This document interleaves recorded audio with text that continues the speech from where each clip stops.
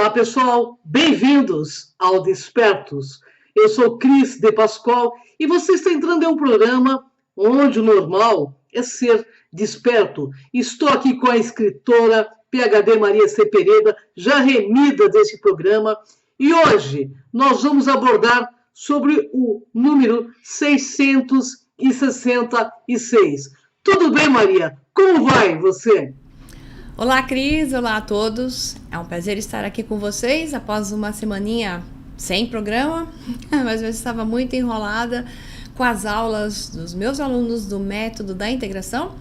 E esse final de semana foi uma aula presencial, foram com certeza umas 14, 15 horas presenciais.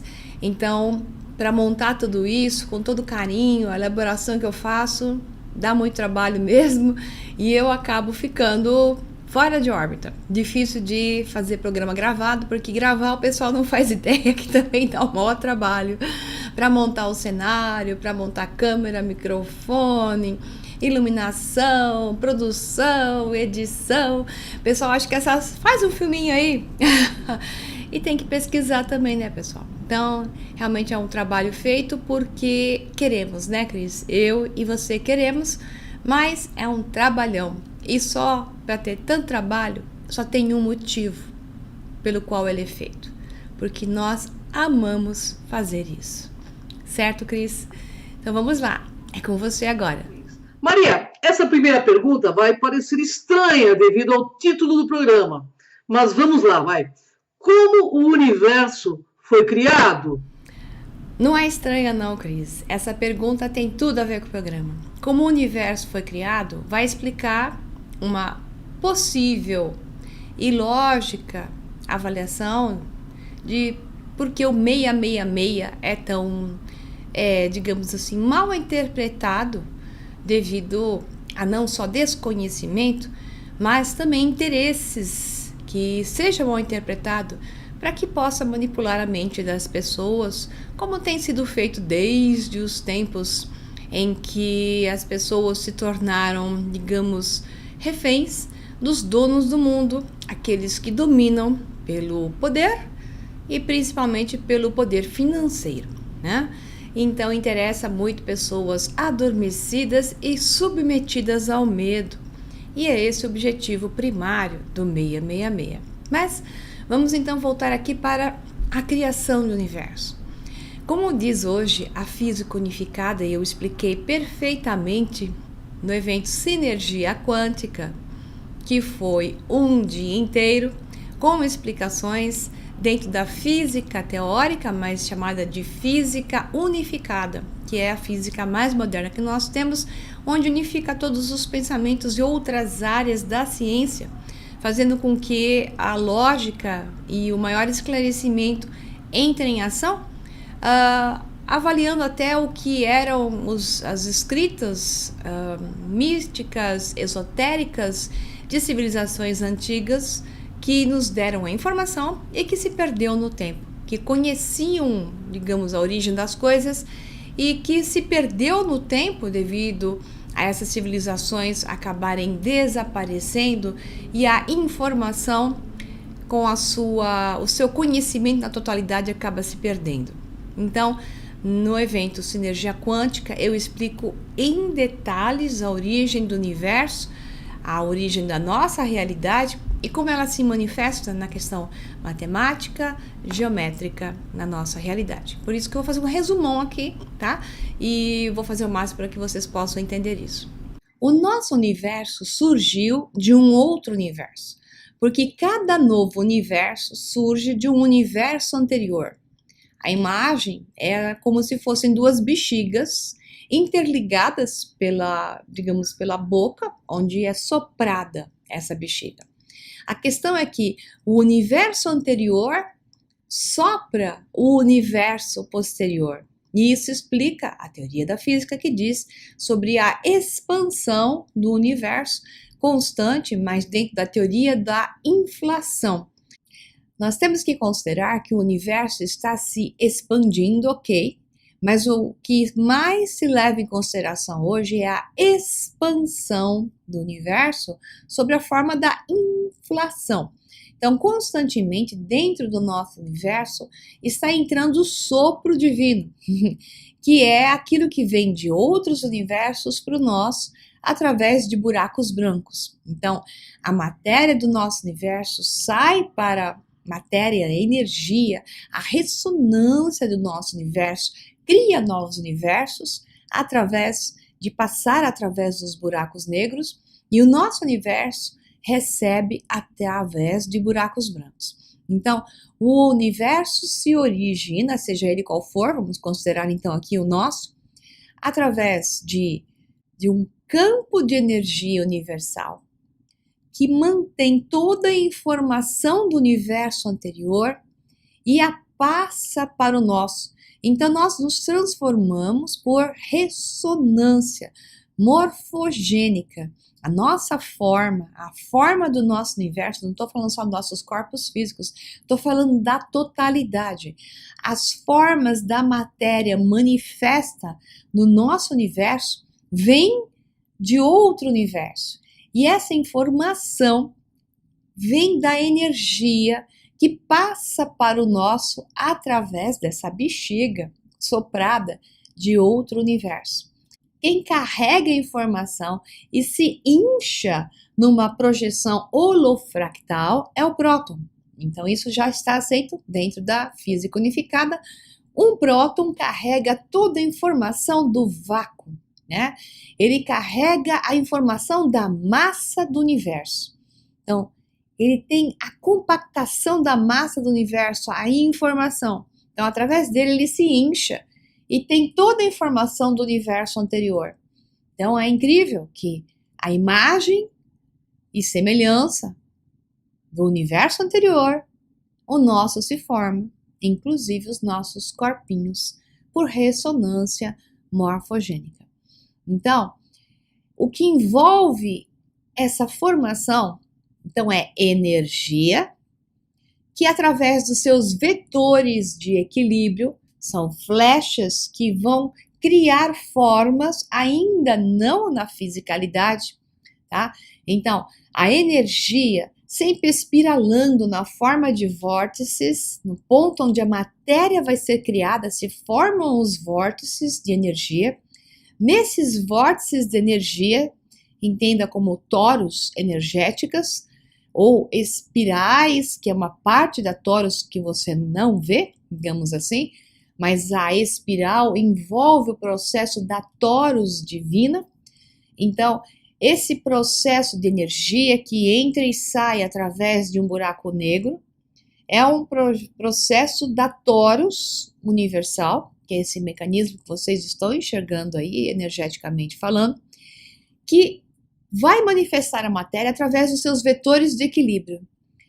Todos esses vetores de equilíbrio e a formação da torus, tanto na sua espiral à direita como na sua espiral à esquerda, porque a torus se forma bipolar, digamos assim, segue uma matemática que o matemático, né? Mark Rodin, ou Rodin, como queira pronunciar, o certo seria Rodin, mas vou falar então Mark Rodin, só para você entender como é que se escreve, tá aí a imagem dele, criou. Então, essa matemática é que vai explicar uma parte do que eu vou dizer a vocês aí, já, quando vierem outras perguntas a Cris. Então, o universo se forma através do material que vem de um universo para o outro. Então, uma bexiga ligada na outra bexiga. Essa bexiga que se forma do lado direito, digamos assim, ela é formada através do próton que carrega a informação, como um rádio carrega a informação que recebe de um outro emissor, de uma radioemissora. O rádio, o aparelho, recebe a emissão. A televisão, o aparelho, recebe a emissão que é enviada pelo canal que está enviando a informação. Então, todos os canais de televisão mandam suas informações para um receptor, que é a televisão, exemplo, né? E ela projeta aquela imagem. Então, o próton é exatamente o aparelho de televisão que eu estou mencionando aqui. Então, para que ele possa projetar essa imagem, ele se incha, ok? Estou explicando tudo de novo. E repete por imagem e semelhança num projeto que se chama Matemática Holofractal, Geometria Holofractal, começa a manifestar os vetores de equilíbrio e esses vetores de energia serão depois manifestados na fisicalidade como matéria em si. Então, expliquei direitinho. Agora, próxima pergunta, e depois quando vocês juntarem todas as perguntas, vocês vão entender por que eu tô falando isso. Vamos lá. Cris, é com você. Qual a importância do número 6 para a vida? Como a conhecemos? Número 6. Pois é, o número 6 tem uma importância enorme e digamos que tem desde a esotérica até a matemática como um todo. Então, vamos começar pela esotérica. O número 6 é ligado à frequência do amor. Então, cada número não expressa só uma unidade matemática. Cada número expressa uma frequência básica. Então, a frequência do número 6 é a frequência da agregação, a frequência do amor, que é, na verdade, uma inversão do 9, que é o fim. Então, o fim significa desagregação. O 9 não é só o fim, mas sob este ponto de vista, vou falar assim parcialmente, que o 9 é o fim, porque inicia no 1, termina no 9, ok? E o 6 está um 9 invertido. Então, o 6 é a agregação, portanto, a energia do amor, que é a energia eletromagnética da coesão, aquela que é utilizada para que se manifeste, que se faça na fisicalidade a intenção do padrão energético que gerará uma forma. Olha só o que é o 6 entre tantas coisas. Os números 3, 6 e 9 são números fundamentais nessa matemática que se forma o universo, porque qualquer ângulo que você some nos sólidos platônicos ou sólidos geométricos, você vai sempre estar caindo na derivação em 3, 6 e 9, como dizia Nikola Tesla. Basta você conhecer o 3, 6 e 9, que você vai conhecer os segredos do universo. Ao mesmo tempo, o 6 está ligado ao carbono. De uma forma geral, podemos dizer que o carbono tem 6 prótons, 6 nêutrons, 6 elétrons, 666.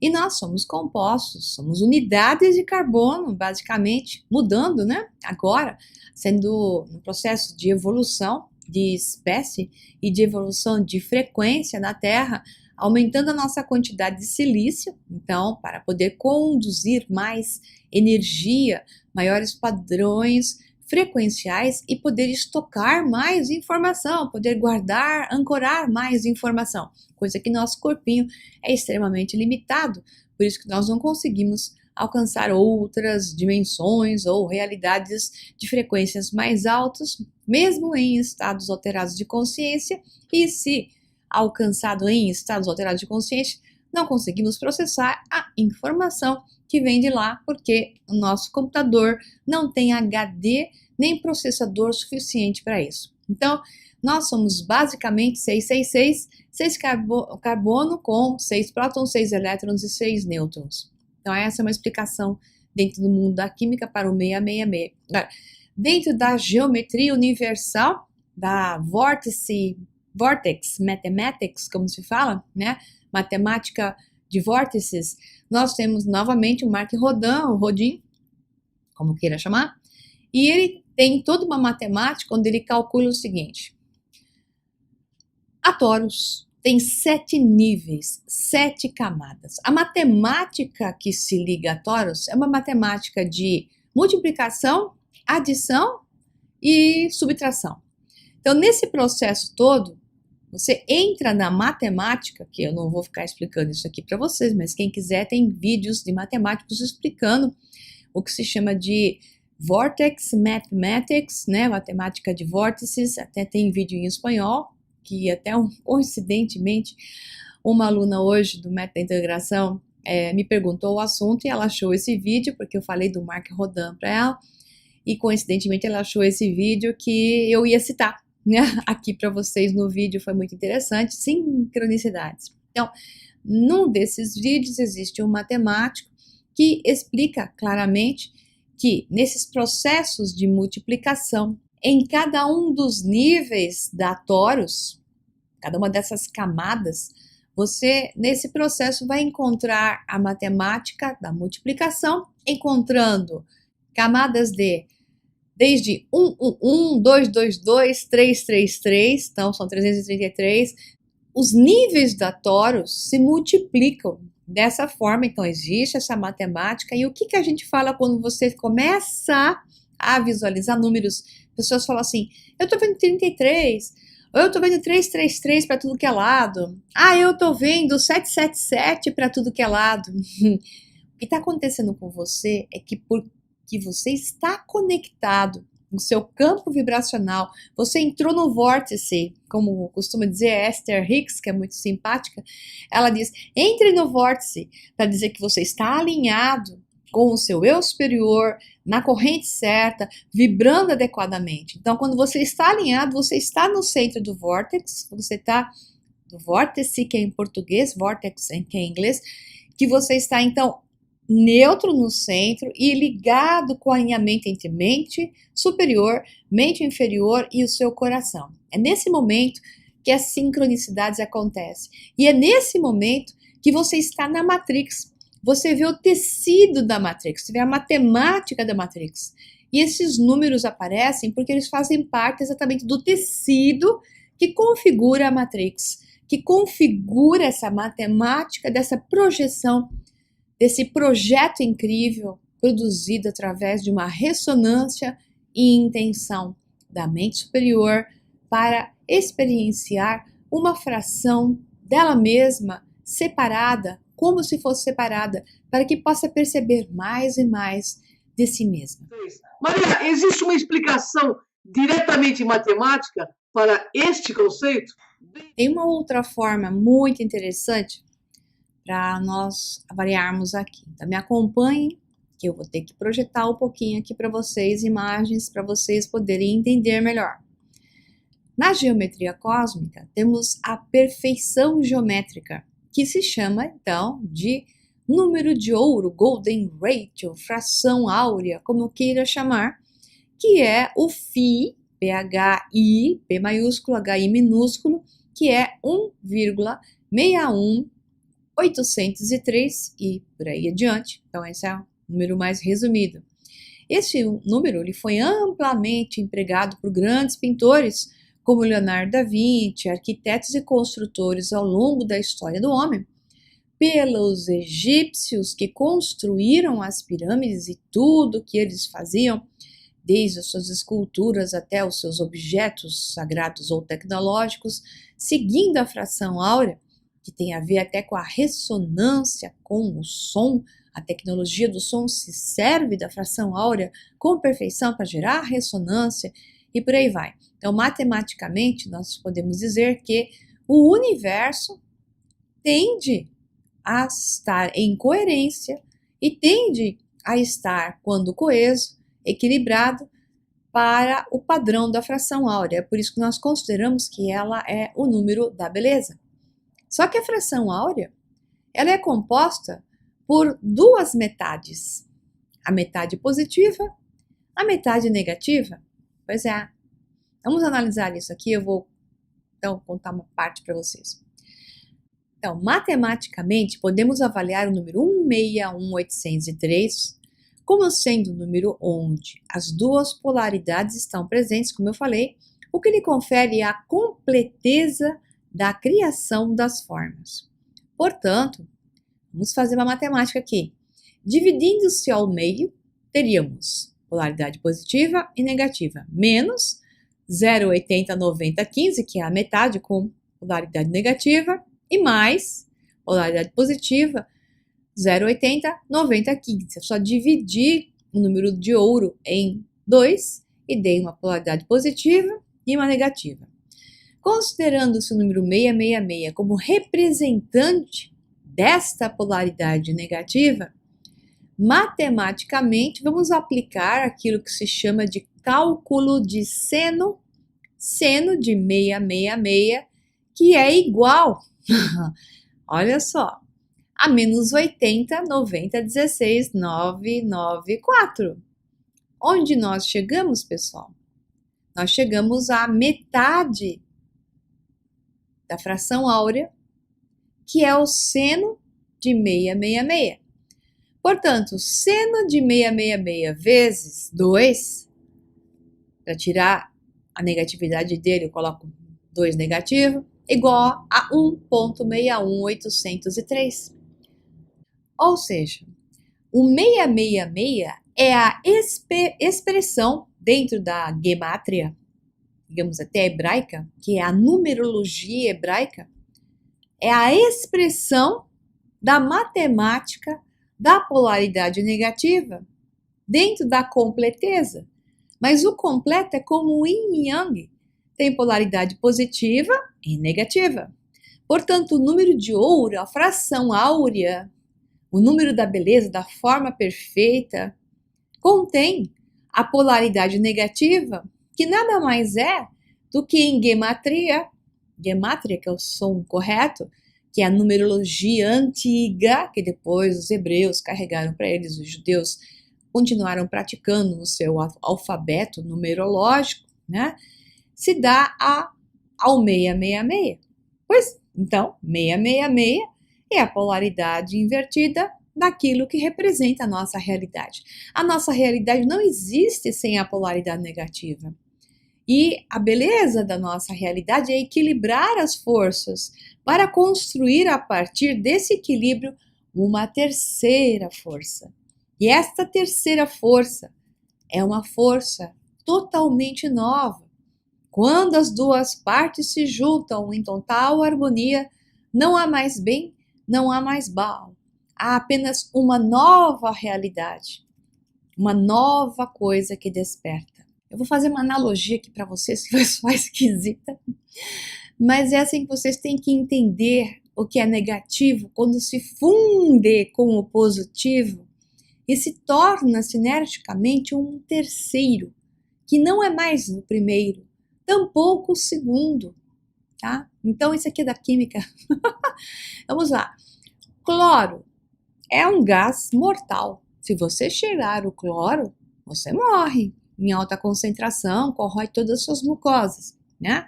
Sódio é o metal mortal. Joga o sódio na água, ele explode como uma bomba. O pessoal gostava de fazer isso nos laboratórios. Quando você junta cloro com sódio, dois tão letais, você tem cloreto de sódio, inócuo. Inócuo e tão útil, sal de cozinha. Mais uma. Hidrogênio, um gás explosivo, né? Oxigênio aumenta a combustão e a explosividade do hidrogênio. Então, tem fogo, o oxigênio faz o fogo pegar mais fogo. Né? Só que o hidrogênio com o oxigênio, quando se juntam, se fundem em um terceiro chamado água, que é a essência da vida. Portanto, quando a polaridade negativa está em equilíbrio com a polaridade positiva, não há mais mal, tampouco bem. Existe um terceiro, que é a pura expressão da criação, da manifestação. Entendam isso, que esse é o objetivo de vocês estarem aqui, como brinco eu, encadernados nesta realidade. E é para que se fundam sua mente superior com esta mente terrena, transformando isso em uma bela realidade, manifestando-se como um terceiro. Por isso a Trindade, por isso o poder do número 3, porque esse terceiro manifesto é o teu objetivo aqui na Terra. É com você, Cris. Como correlacionamos o mal falado 666 com a sabedoria universal? A Bíblia foi escrita em todos os livros sagrados, principalmente os, digamos, abrâmicos, baseando-se na numerologia. O problema é que a numerologia se perdeu com o tempo. E quem melhor reteve isso é a Torá, que é mais original dentro da sua concepção, menos foi alterada. A Bíblia católica é uma confusão, ela é completamente alterada, não tem como você tentar juntar as partes ali, porque foi um tal de um puxar para um lado, outro puxar para o outro, não só a nível de compreensão, mas como interesses, né? Então, a Torá mantém uma possibilidade de você usar a gemátria para análise, por isso que existem os cabalistas que usam a gemátria para analisar os códigos da Torá e funcionam como até um processo de oracular, um processo oracular para prever futuros, prever realidades paralelas e por aí vai. Já que nós sabemos que o oráculo funciona para o momento presente. No segundo seguinte, já é outro nível de probabilidade, mas esse é um assunto que a gente pode até falar em um outro programa, mas dizendo que era dessa forma que os antigos escreviam suas escrituras. Então, eles davam a um nome um número. Então, o número, às vezes os números que aparecem, eles significam coisas e não são exatamente números, na maneira como se escreve. Então, parte do que se fala sobre o 666 quer dizer a polaridade negativa, né? Mas tem diversas maneiras de interpretar isso, vamos por partes, então vamos aqui falar sobre o que é a numerologia e como isso representava nas escrituras antigas até nomes de pessoas. Então, os nomes tinham um número.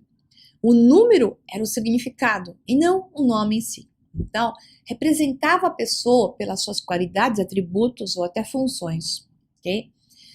Então, vamos lá para Pitágoras. Para Pitágoras, tudo era número, né? E Heinrich Hertz dizia: ninguém pode deixar de notar que as fórmulas matemáticas têm uma existência e inteligência independente, que atua por si só e que são mais sábias do que nós. Então, eu só queria dizer uma coisa mais da nossa era, mas essa frase não podia ficar perdida, né? Então, vamos voltar ao início dos tempos. No início dos tempos, matemática e numerologia eram praticamente indistintas. Tamanha era a fusão entre elas. O poder dos números e o poder daqueles que entenderam a seu respeito, acima de seus contemporâneos, levava a um certo nível de magia. Numerologia é considerada como uma ideia fundamental onde números, matemática, símbolos, quantidades, mensurações e análises estatísticas podem prover poderes especiais adicionais àqueles no nível mais básico e imediato observado. Dentro de sua caixa matemática, os números e símbolos são possíveis de representar poderes, muito além da imaginação e dos meros cálculos. A numerologia sugere que certos dígitos podem afetar o universo, que os representem e influenciar o comportamento humano, sucesso e fracasso. Para os numerólogos, números e símbolos são como as palavras de liturgias mágicas e os movimentos e rituais de magia, encantamentos e caminhos paranormais. Era assim para os antigos, pessoal. Tá? Então, eles construíam mitos, contos em dois parâmetros: astroteológicos, usavam os astros para a parte teológica, e numerológica também.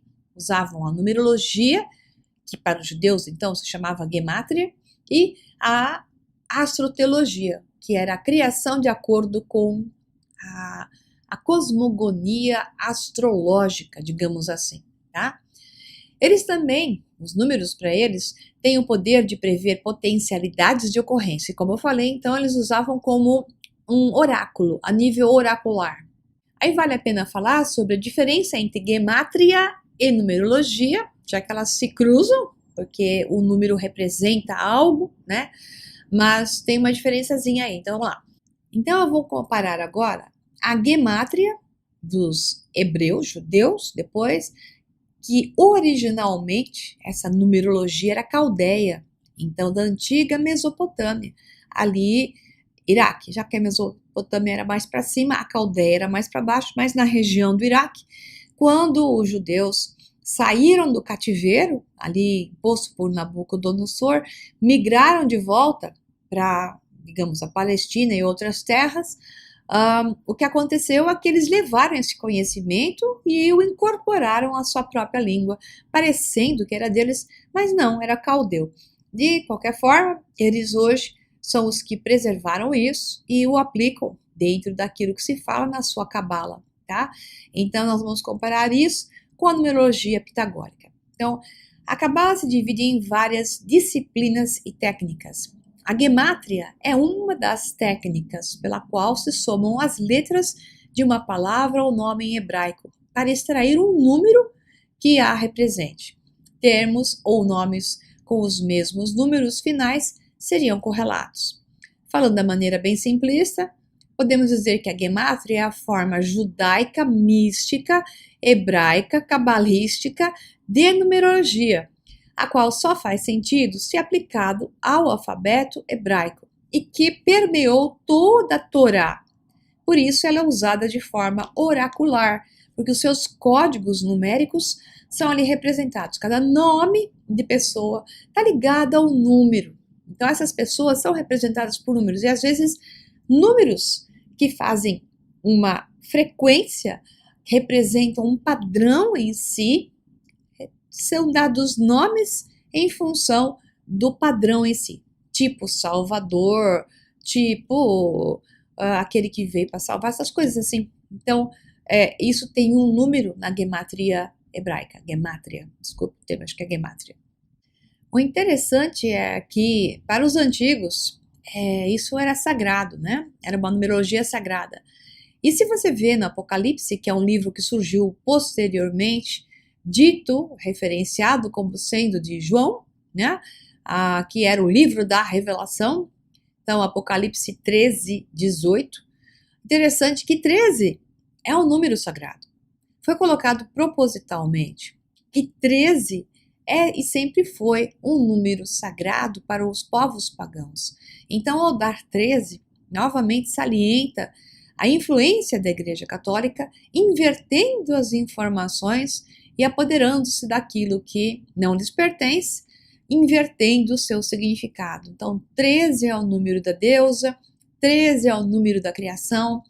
Então, você vê, 12 apóstolos, Jesus era o 13º. Essa história do Apocalipse veio muito depois. Então, é um livro de uma confusão monstruosa, literalmente, de alguém que viu coisas ou inventou coisas e vivia no medo. Então, quem escreveu isso estava apoderado pelo medo, pelo terror e colocou ali uma visão típica de ayahuasca, a versão negativa. Então, para mim, não é relevante. Eu posso dizer até a seguinte frase: não me interessa, porque tratar com esse tipo de escritura é querer ficar realmente dominado por padrões negativos, inversores e desinformantes. Essa é a minha visão, ok? Então vamos lá. É com você, Cris. Maria, baseado no que você acabou de dizer, como correlacionamos o mal falado 666 com a sabedoria universal?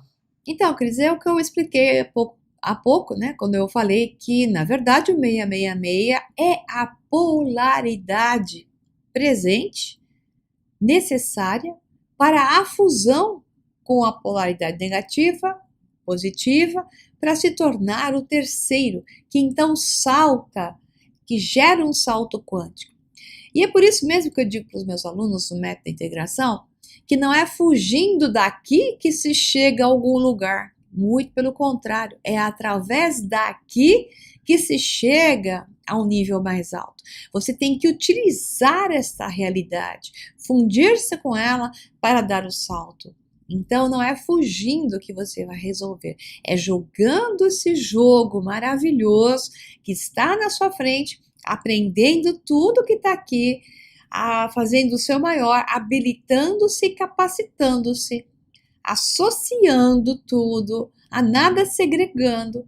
É esse processo da iluminação, de acender a chama, da fusão, porque o que a chama faz é fundir. E para acender é necessária a fusão. É isso aí, Cris, com você. Bem, pessoal, tudo foi tão invertido em nosso planeta e o propósito desse programa é trazer realmente o conhecimento desinvertido de tudo que foi invertido. Espiritualmente falando, o número 666, cuja soma resulta em numeral 18 e desdobrado, obtém-se o 9, número da lâmina do tarô, o ermitão, significa sabedoria, não condiz com a fama negativa do seu significado. Bem, e no Kabbalah, o número 666 representa a criação e a perfeição no mundo. Pelo que eu entendi, pelo que eu pesquisei, o 666 é a busca do homem pela iluminação por meio da sabedoria, unindo mente e coração para atingir o próprio cristal interior, na busca da sua unidade suprema. Porque a soma dos 666 dá o número 9, que é número considerado sagrado. 666 significa Logos encarnado. E na tradição esotérica, 666 é também o número do Sol e tem relações curiosas, pois 62 igual a 36, o somatório de 1 a 36 é igual 666. Então, pessoal, quem tiver olhos de ver, que veja. Seja puro como uma pomba, mas astuto, feito serpente. Vários internautas estão enviando perguntas, então vou aproveitar para fazer neste programa. As pessoas estão perguntando a questão de cremação. O que acontece com a alma? Você pode explicar para nós, Maria? Então vamos lá responder uma pergunta aos internautas. O próximo programa vai ser só de perguntas e respostas, o que eu acho ótimo. O pessoal manda muita pergunta e, de fato, pelo número, não dá para ficar respondendo o tempo todo. Então, uma ou outra a gente responde. Então, de vez em quando ela se repete, é um mesmo assunto que se repete, a gente acaba fazendo um programa como esse. Então, fora o 666, vem uma pergunta do internauta, que é essa, sobre a cremação. O que eu acho da cremação? Então, essa é a minha opinião, você não tem que ter a mesma opinião e não precisa se prender a minha nem a de ninguém. Chegue à sua própria conclusão após pesquisar. Okay? O que eu acho é que, quando a pessoa é desligada, quando a pessoa que faleceu na sua família é desligada da matéria, é uma pessoa que já está, digamos assim, no processo de despertar, sabe que não se deve ficar conectado, preso à matéria, que ela não vai ficar, digamos, agarrada a questões ainda não terminadas, que sim busca um processo de entrega e passagem, que tenha facilidade a estar sempre passando de uma fase a outra da vida, vencer obstáculos com tranquilidade dentro, né, da turbulência que acaba acontecendo, mas que ela não ficava presa. Quando se avalia que essa pessoa tem essas características, digamos que a nível de espiritualidade seria alta, não há problema nenhum de fazer a cremação com essa pessoa, porque ela não vai estar conectada com o seu corpo, mesmo que, talvez, que tenha ocorrido, que ele não tenha se desligado, digamos, deste campo onde nós estamos e esteja vendo o que está acontecendo com ela mesma.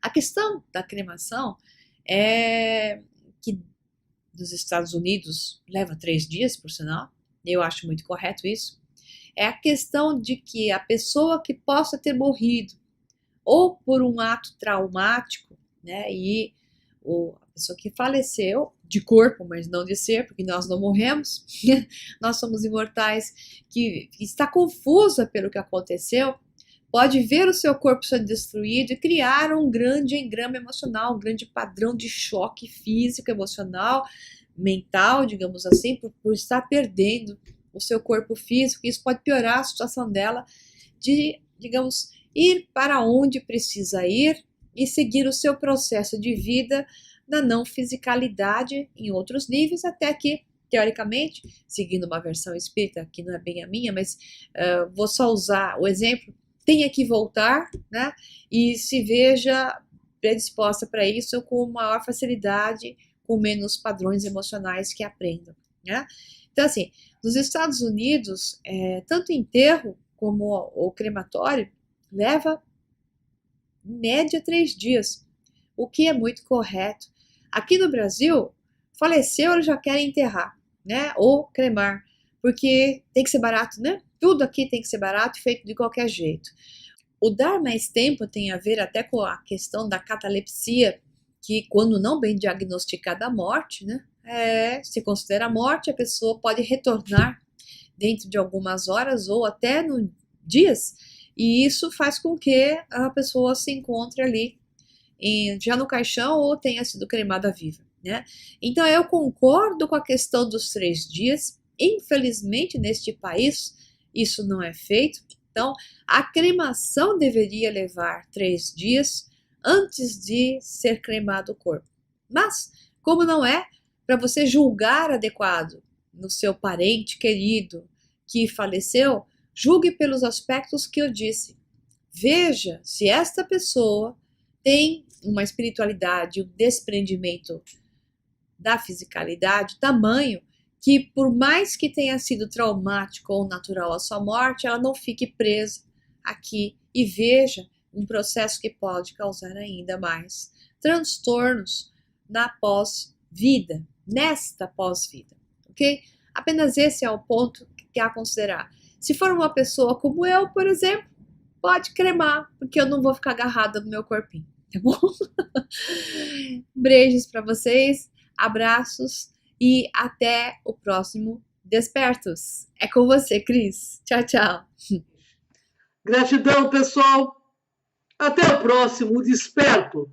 Inscreva-se em nosso canal no Cron TV e no canal de Maria Peredo, Sol Negro 11.